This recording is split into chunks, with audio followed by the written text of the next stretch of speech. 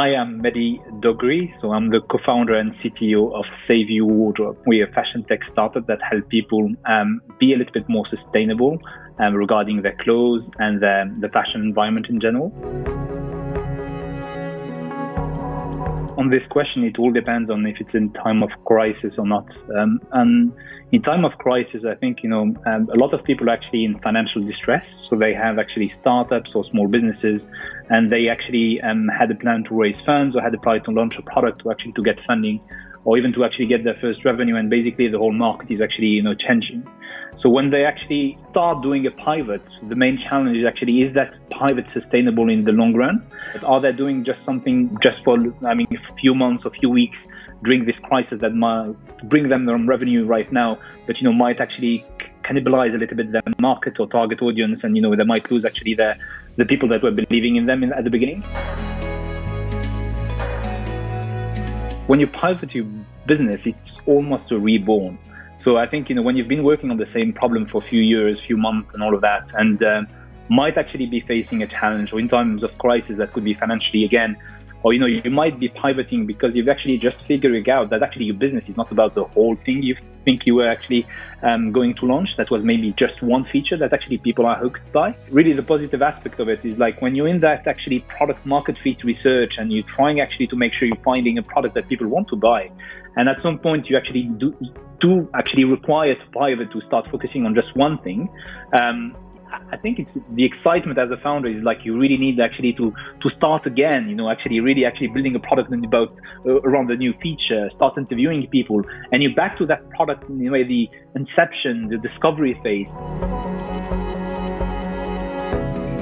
From a business model point of view, when sometimes you've been iterating for a while, I think you start actually being almost overwhelmed with metrics, data, and a lot of them, especially if you need to pivot, are quite negative. They're not working, you don't see traction, etc. And sometimes the pivot means also kind of simplifying and bring it back to one metric, one feature, make your product more visible and more clear to actually your audience.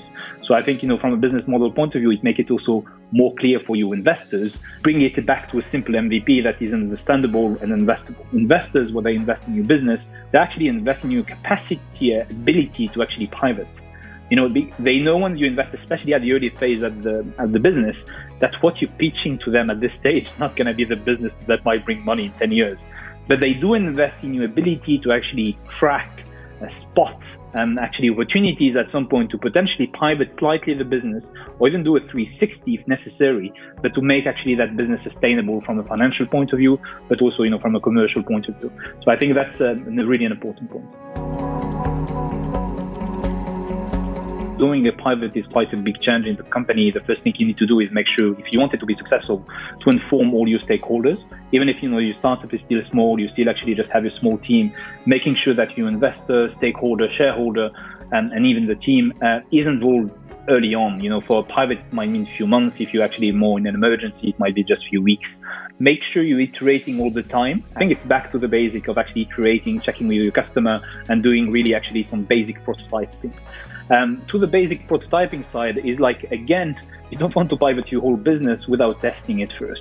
Doing really a small prototype and testing it to see if actually there is some appetite, if actually it's working, if you see early traction before really dropping the ball or dropping completely your main product is it's quite important. And last but not least, I think it's really paying attention to your existing customer.